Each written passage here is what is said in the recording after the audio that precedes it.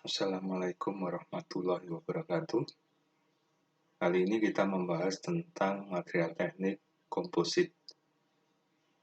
Komposit ini saya bagi menjadi dua bagian karena beberapa materi cukup banyak yang harus dibahas.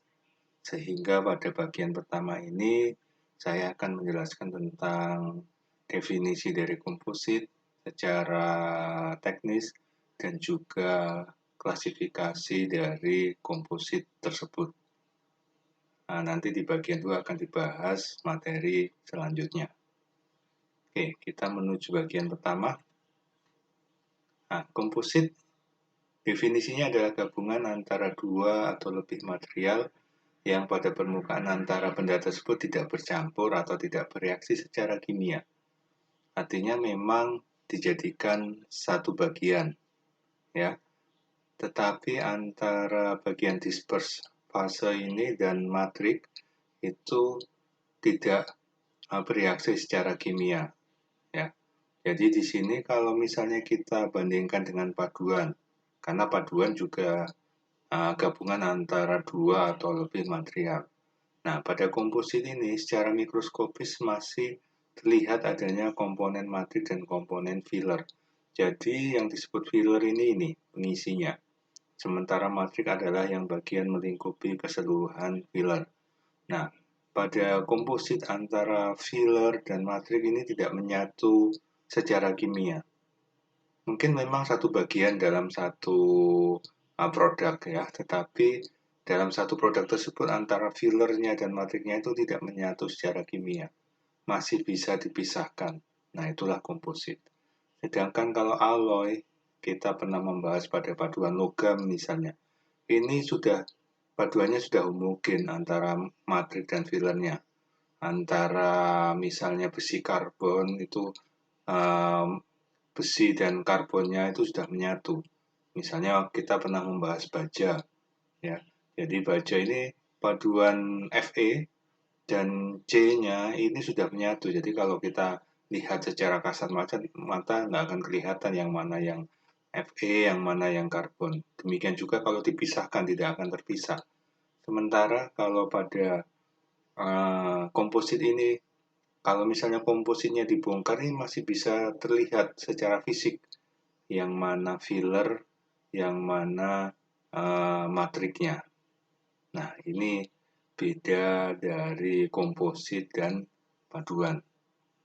Nah, karena tidak menyatu secara kimia antara filler dan matriknya, maka di sini kita bisa leluasa merencanakan kekuatan materialnya.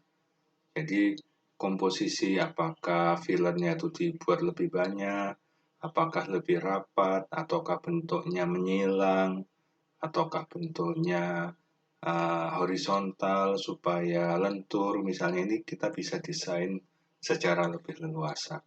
Nah, ini adalah definisi dari komposit.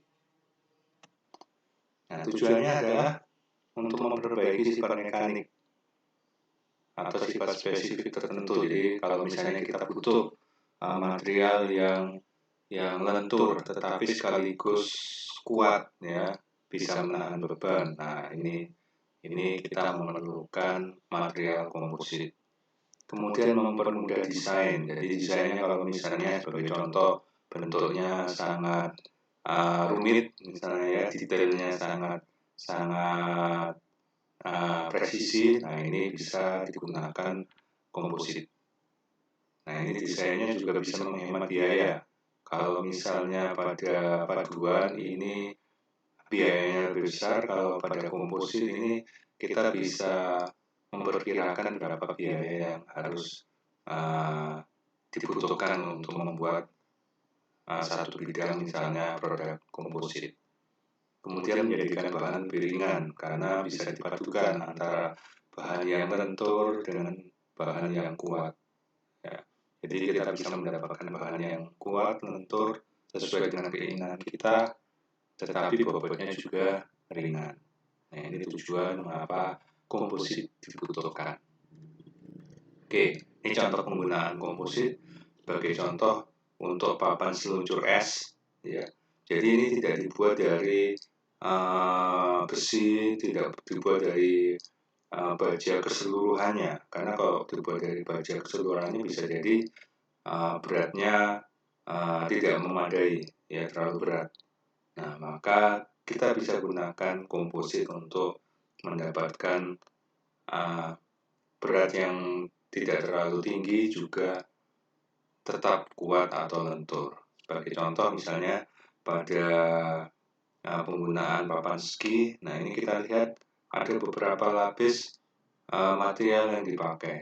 Mulai dari top sheet ya, ini dari polyamide polimer, nah ini polimer. Kemudian ini dari bulk wrap ya, jadi untuk melindungi dari bulknya. Nah di sini foam itu seperti busa ya. Jadi ini ringan lentur. Nah untuk melindungi yang ringan lentur ini karena ini nggak akan tahan air maka dilindungi dari top sheet-nya. Kemudian bawah base ini dilindungi dengan polyethylene ya supaya tahan gores. Kemudian di sini carbon steel pada sisi-sisinya supaya lebih kuat sebagai rangkanya.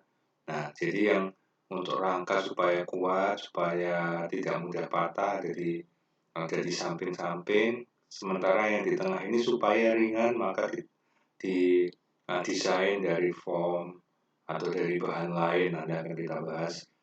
Kemudian untuk menahan gesekan misalnya maka diberi lapisan top sheet-nya misalnya dari polimer. Nah, gabungan dari berbagai macam material inilah bisa mendukung penggunaan komposit pada berbagai bidang. Contohnya lagi misalnya pada pesawat terbang ya. Bagian sayap tidak dibuat kaku, tidak dibuat dari logam utuh ya karena akan menjadi sangat berat.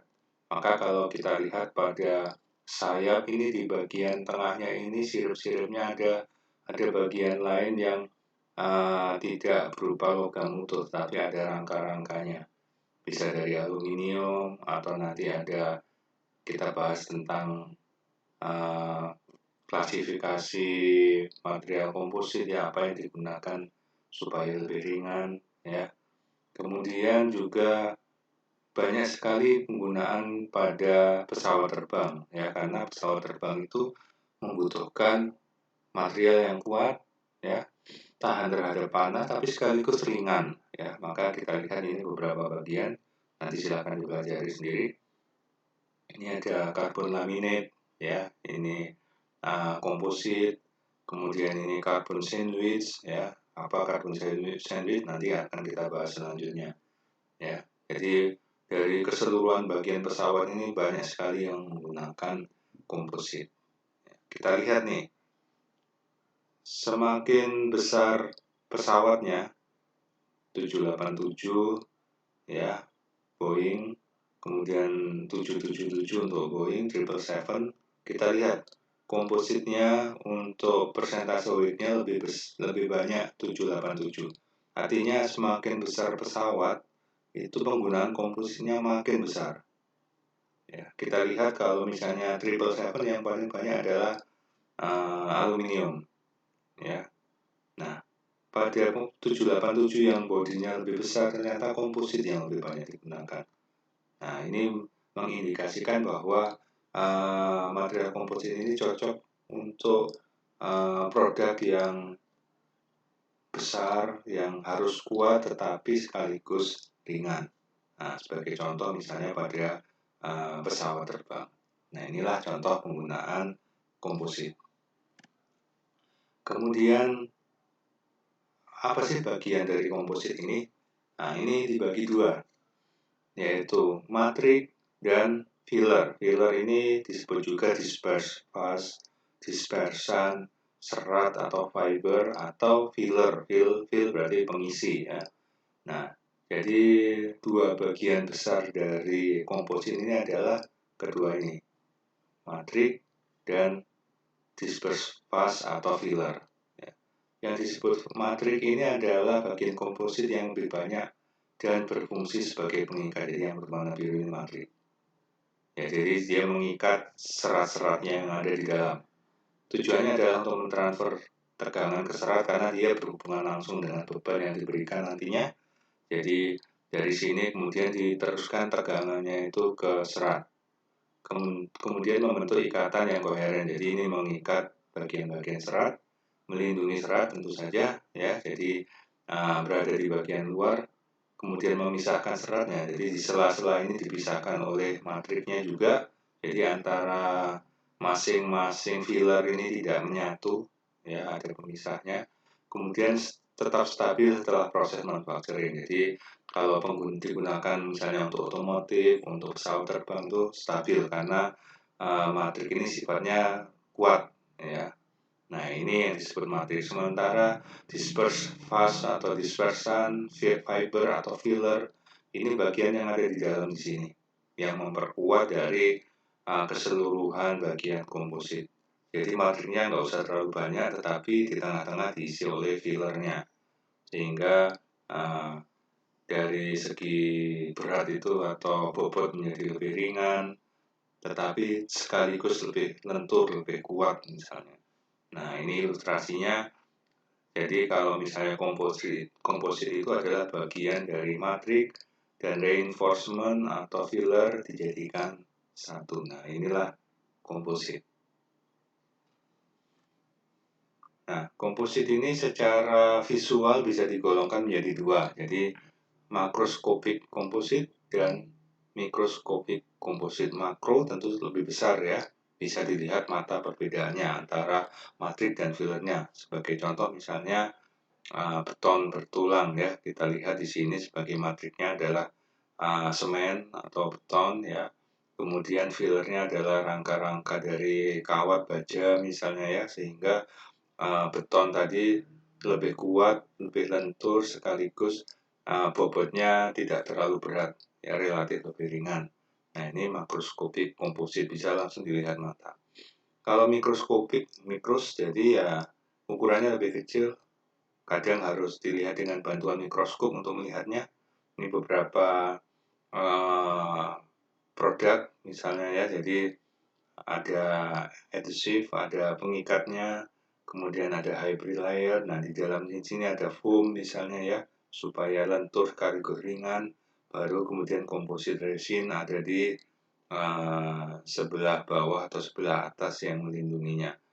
Nah ini biasanya pada papan-papan yang sangat tipis itu bisa dibuat dari mikroskopik komposit. Kemudian secara klasifikasi ada beberapa jenis komposit ya, dilihat dari paduan antara matrik dan fillernya. Ya. Maka di sini ada 3 bagian besar yaitu particle reinforced, fiber reinforced, dan struktural. Jadi ini penggabungan 2 atau lebih material komposit. Nah kita akan membahas satu persatu.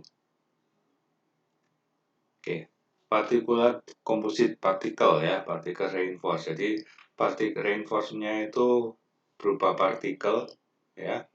Nah, keuntungannya di sini kekuatannya lebih seragam pada berbagai arah. Karena udah menyatu dan berupa partikel, jadi berupa bagian-bagian kecil yang dimasukkan ke dalam matrik.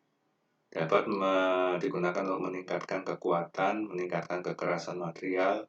Kemudian cara penguatan dan pengerasan oleh partikulat adalah dengan menghalangi pergerakan dislokasi. Jadi ditambahi filler di sini adalah untuk mencegah supaya bagian matrik yang melindunginya itu tidak dislokasi. Tidak dislokasi artinya misalnya tidak melebar atau misalnya kena tekan itu menjadi melebar ke samping. Nah ini fungsinya ya, keuntungannya menggunakan partikel. Ya. Nah, ini dibagi 2.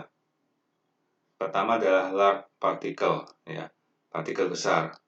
Nah, di sini disusun oleh partikel di mana interaksi antara partikel dan matrik terjadi dalam skala atomik. Jadi tidak dalam skala atomik, sorry. Jadi di sini tidak dalam ukuran kecil, tapi ukuran yang cukup besar. Jadi masih bisa terlihat oleh mata. Ya. Nah, contoh produknya adalah Cermet. Cermet ini gabungan antara keramik dan metal. ya. Nah, ini sebagai contoh misalnya WC CO cemented carbide, ya. Jadi di sini bahan tersebut matriknya adalah kobalt, ya, sementara partikel atau fillernya adalah keramik tungsten carbide. Jadi yang melingkupi keseluruhannya ini sebagai matrik adalah kobalt, sementara titik-titiknya ini yang sebagai fillernya ini adalah keramik tungsten carbide. Nah, ini menjadikan produknya menjadi keras, ya, sekaligus lentur dan kuat. Contohnya sebagai alat potong untuk mesin perkakas. Ya, jadi matriknya di sini adalah kobalt. Ya. Nah, kemudian diisi dengan tungsten carbide atau WC ini. Nah, ini contohnya. Contoh yang kedua, misalnya pada material ban, ya, automobil tire. Nah, ini adalah matriknya adalah rubber, tentu saja karet ban, ya. Nah, partikelnya ini atau pengisinya adalah karbon black, karbon hitam, ya. Nah, jadi kalau misalnya diperbesar, di sini adalah karetnya yang putih ini, sementara yang titik-titik hitamnya ini adalah karbon black. Nah, ini gunanya adalah untuk memperkuat. Jadi istilahnya kalau misalnya karet tersebut kena tekanan selama digunakan di kendaraan, itu dia bisa menahan getaran, bisa menahan tekanan karena ada partikel karbon di dalam karetnya. Jadi karetnya ini nggak terlalu lentur untuk digunakan. Nah, ini contohnya kalau large particle. Kemudian untuk partikulat komposit ini ada yang disebut sebagai dispersion strengthen. Ya. Nah, ini hampir sama campurannya berupa partikel titik-titik seperti ini, tetapi fraksi partikulat atau filenya lebih kecil, ya. Jadi biasanya kurang dari 3%, kemudian ukurannya juga lebih kecil, ya. Jadi kalau misalnya carbon black ini besar, ya, relatif besar. Nah, kalau misalnya untuk dispersion strengthen ini 10-25 nanometer, ya. Contoh produknya adalah TD nickel, ya. TD nickel ini matriknya adalah nickel alloy, sementara disperse partikelnya atau fillernya adalah thoria, THO2 kalau misalnya kimianya, ya. Nah, ini contoh-contoh untuk partikulat komposit. Oke, yang kedua adalah fiber komposit, ya. Jadi sebagai penguatnya atau sebagai fillernya adalah fiber serat, ya. Jadi di sini untuk penopang kekuatannya adalah berupa fiber, ya. Jadi tinggi rendahnya kekuatan komposit tergantung dari serat yang digunakan. Serat yang digunakan ini artinya bukan cuma jenis seratnya saja, tetapi komposisinya, ya. Komposisinya di sini bisa karena konsentrasinya, misalnya ini lebih banyak, ya. Jadi ini kalau ini lebih sedikit, ini lebih banyak, maka dia akan mempengaruhi kekuatan komposit tersebut secara keseluruhan. Atau mungkin ukurannya. Jadi antara ukuran yang kecil-kecil seperti ini atau ukurannya diperbesar, ya. Atau mungkin bentuknya. Nah, kalau di sini bentuk fillernya ini berupa silinder, maka bentuk filler yang kedua adalah berupa balok misalnya. Nah, ini mempengaruhi kekuatan komposit secara keseluruhan. Atau misalnya distribusinya, ya. Kalau ini mendatar, ya, sama antara filler pertama, filler kedua, filler ketiga, filler keempat. Nah, kalau distribusinya di sini bisa juga naik turun. Misalnya filler yang pertama lebih rendah, filler yang kedua lebih tinggi, dan seterusnya. Nah, ini akan mempengaruhi kekuatan juga. Atau orientasinya. Orientasi artinya arahnya, ya. Kalau misalnya satu komposit ini arah dari serat fibernya ini mendatar, berbeda kekuatannya dengan yang serat fibernya vertikal. Nah, inilah yang menjadi faktor dari tinggi rendahnya kekuatan komposit pada jenis fiber ini. Nah, fiber juga ada beberapa macam, ya. Pertama adalah continuous fiber composite. Continuous berarti berlanjut ya. Jadi fibernya ini berlanjut, nyambung ya. Continuous unidirectional, jadi seratnya panjang lurus ya. Jadi arahnya itu mendatar ya. Kalau kita dilihat di sini ya, ini contoh produknya. Jadi seratnya di sini ini lurus menyambung terus ya. Nah, itu disebut sebagai continuous fiber composite. Sementara woven fiber composite ini bentuknya saling bersilangan.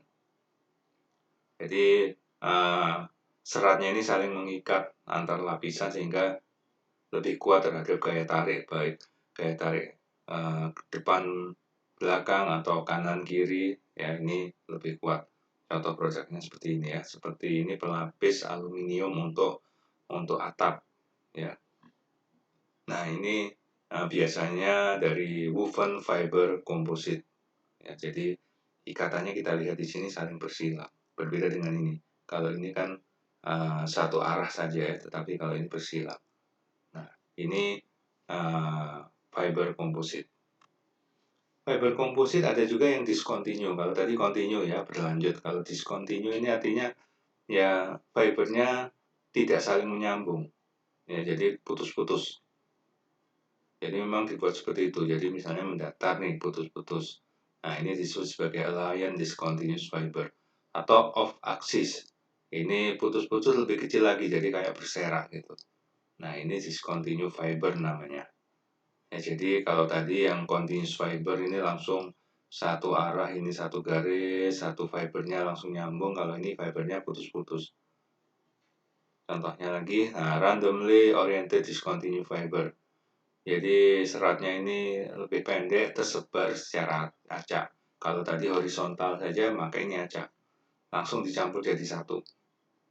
Nah, ini biasanya digunakan untuk produksi volume besar. Jadi langsung dicampur dengan bahan material polimer misalnya. Langsung dicetak dalam cetakan, misalnya dengan menggunakan proses injection molding. Nah, ini biasanya langsung random aja, nggak diatur seperti continuous atau seperti directional yang tadi ya, tetapi biasanya menggunakan randomly saja, jadi langsung dicampur dengan bahan matriknya. Nah, kekurangannya tentu kekuatan mekaniknya masih di bawah dari serat lurus pada jenis yang sama.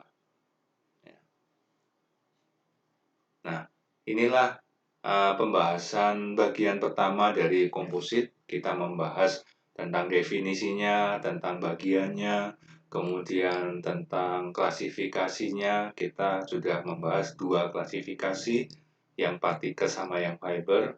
Pada bagian 2 nanti kita lanjutkan dengan yang struktural komposit, sekaligus nanti beberapa proses pembuatan komposit. Silakan dipelajari juga materi yang sudah dibagikan untuk pendalaman pengertian pada material komposit ini. Sekian, terima kasih.